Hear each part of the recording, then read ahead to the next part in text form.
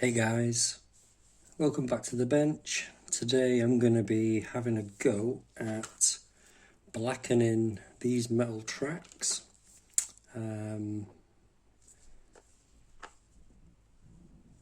These are the tracks that I've already made up. I didn't want to video me making them because it's quite a boring process. Fairly quick though, went together really well. Came with a load of spare brass pins.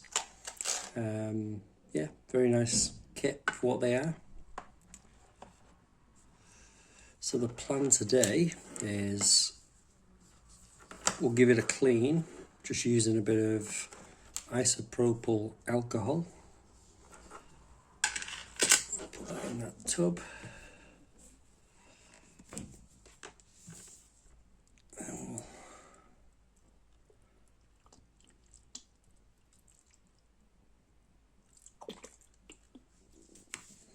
submerge that.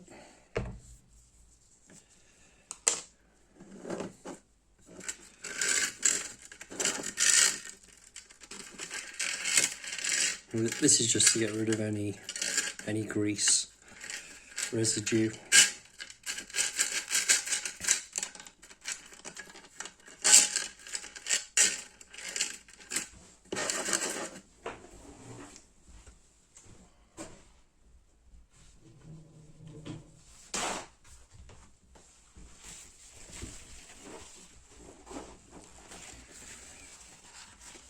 I'll just get some kitchen paper towel. Make sure that both sides have had a good soaking in there. And then we'll get it out and just leave it on the towel to dry.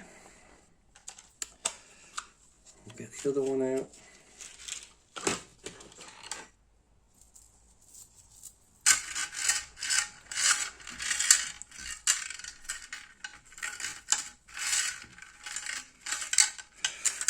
You can't beat metal tracks, I don't think. They work a lot better.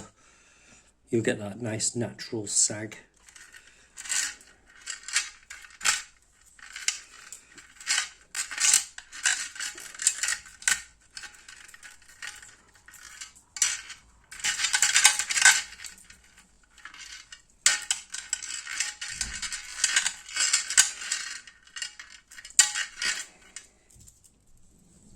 Okay, we'll just leave them to dry for a second.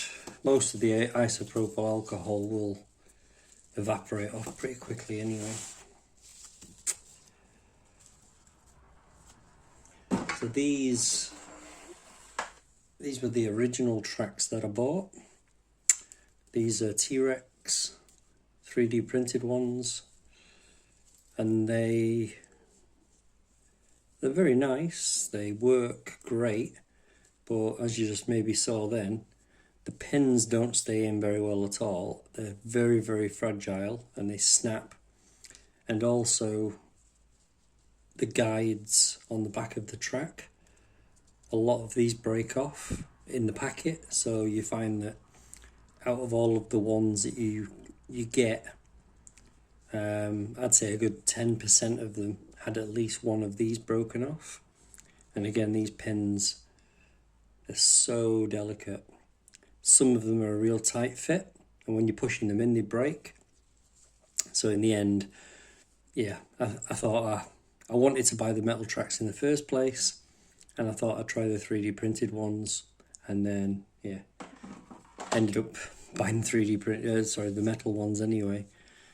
I think the metal ones, again, because of the weight, they do feel quite heavy. You get that nice natural droop.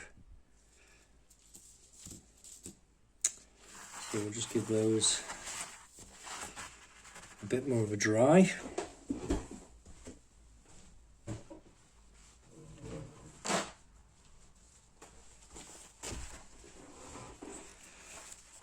Get some more paper towel.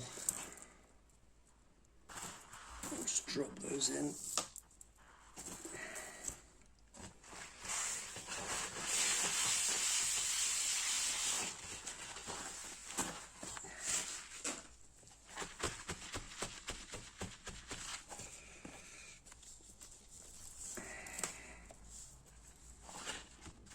I'd say the detail is maybe a tiny bit sharper on the 3D printed, but yeah, it's not going to be noticeable when it's covered in snow and mud.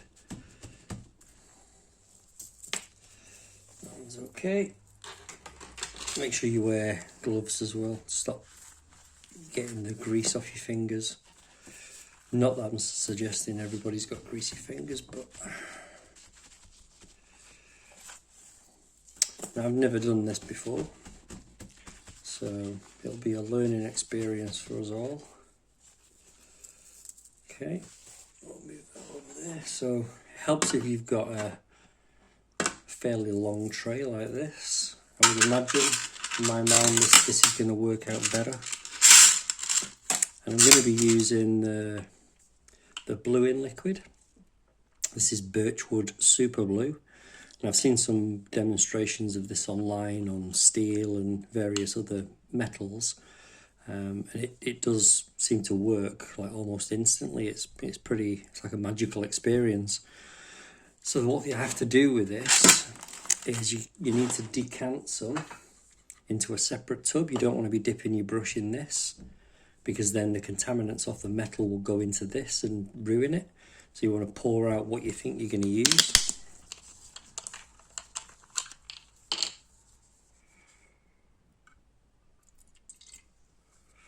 Try that much. And then get yourself a sort of medium-sized brush and start painting it on and see if the magic happens. So get some on there, and then just start brushing it on. And yeah, I don't know if you can see that, but instantly it starts to go black.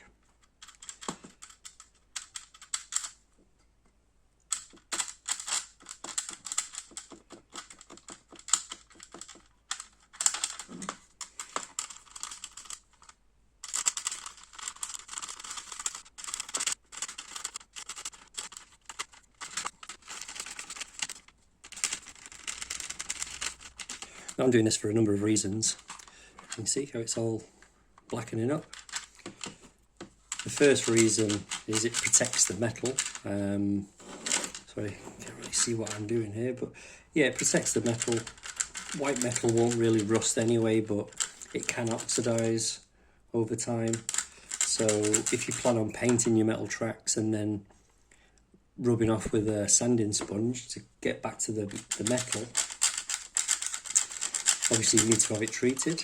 You can't really do that in this situation, but if you're going to dry brush and stuff like that, I think it'll still help protect it in the long term. And also it gives you that really tough dark grey to black finish that almost acts as a primer.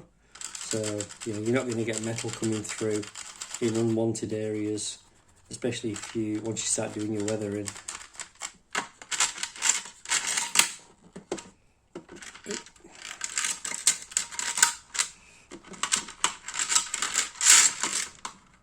Sorry, my hand's in the way of the camera here. Bad planning on my setup. We'll just get a rough layering on. Also, if you leave it on there quite wet, it will darken up more. And then once it's dry, you can reapply if you want to get it super black. I don't think I'll be too fussed, really, if it doesn't go that dark. I just wanted to try it more than anything. I've seen people doing this on metal tracks, and I had the bluing agent anyway for a gun barrel, so yep, it made sense to just give it a quick go, really.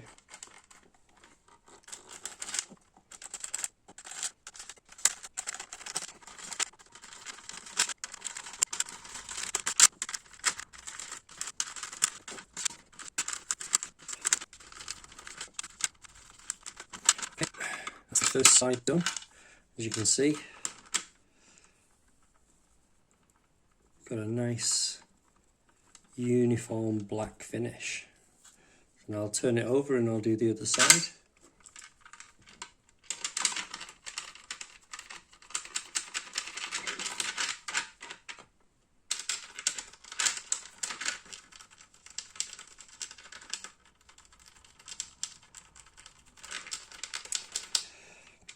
The good thing about this as well is it doesn't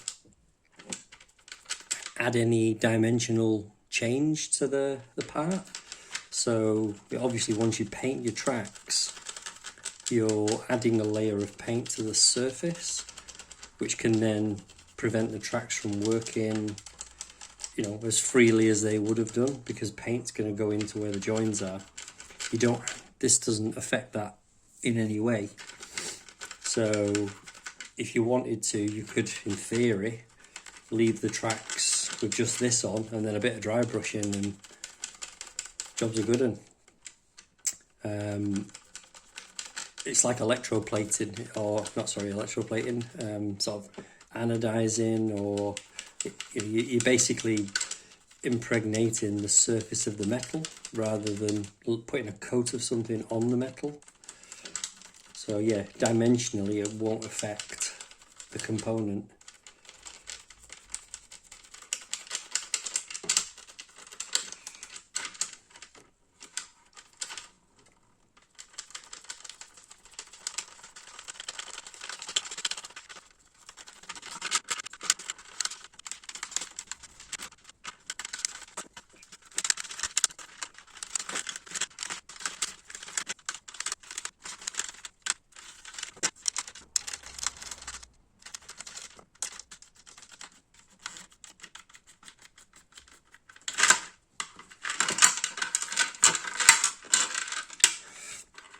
And there we go, there's the other side done.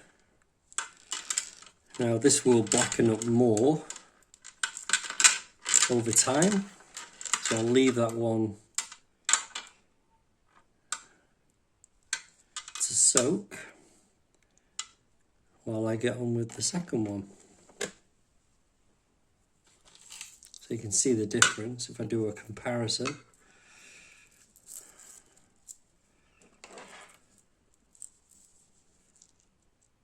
Makes a big difference. And when this dries, it dries to like a matte finish. There's a little link there that I did yesterday. Yeah, you get a nice flat black grey finish on it. So I'll do the second one and then I'll come back. Okay, welcome back. So we've done both of them now. The next step is to give them a rinse, just in warm water, and you're just washing off the residue, the leftover. You don't want it on there for too long, I think otherwise it'll possibly eat away at the metal because it's reacting to the surface. Once you've washed it, you might find that you've missed a few places because yeah, when you're putting it on, it creates a bit of some bubbles and almost like soapy. So yeah, it's easy to miss a couple of areas. And then we'll just lay that again on some paper towel. Try and give it a dry off. Let it soak. I can already see on this second one there's a few untreated areas, but yeah, that's not a concern because you can always go back over it. And it's not too bad anyway because again it's going to be covered. You can maybe just see on there where there's a little bit of silver still. This one definitely turned out better. You can see on that there's no silver anywhere. So that one's, yeah, definitely turned out better. And also with this, you might be able to just see the brass pins are still brass, so this won't work on brass. You can get one specifically for brass, but I haven't got that one, and I don't really want to go and spend another however much it is for the brass one, because again, once it's covered in mud, you won't be able to see it anyway. So yeah, not turned out too badly actually. I was pretty pleased with that, and it only took maybe 15 minutes to do both, and you can be pretty sloppy in terms of just lathering it all over there. But yeah, anyway, that's with the tracks done. I was also going to have a look at this stuff on this video. I picked it up at my local hobby store a couple of weeks ago with the intention of putting it down on the diorama, because the track impressions aren't very well defined. So I was going to use the T-Rex 3D printed track once I've put some of this down, press it in a number of times, and then possibly a few wooden cartwheels and stuff like that, and footprints, just to make it look like there's been quite a lot of traffic going through there, soldiers, etc., the farmer. And then once it's dry, obviously you paint it up. I just thought it might give a bit more three-dimensional lift for when I'm doing, because it's going to be quite a wet, muddy track with some snow. So yeah, you know, I can put some still water inside the impressions of the track and the footprints and stuff, you know, sort of really muddy it up to make it look like a miserable Eastern Front winter's day. So I think what I'll do is I'll leave this until another video, so I can dedicate the space a bit more and actually do this properly. But yeah, I'll do another video on this one and some painting methods for doing the base of this diorama. So I hope you enjoyed watching me do this, and it's maybe helped you guys, you know, giving you some ideas, possibly showed you what's possible with the bluing liquid for your metal tracks. Yeah, I think it's turned out pretty well. I'm quite chuffed with it, and it does happen, you know, instantly. As soon as you put the stuff on the metal, it starts to blacken up. So anyway, I'll leave it there for now. Hope you enjoyed this video. Please don't forget to like and subscribe, and I'll see you in the next video.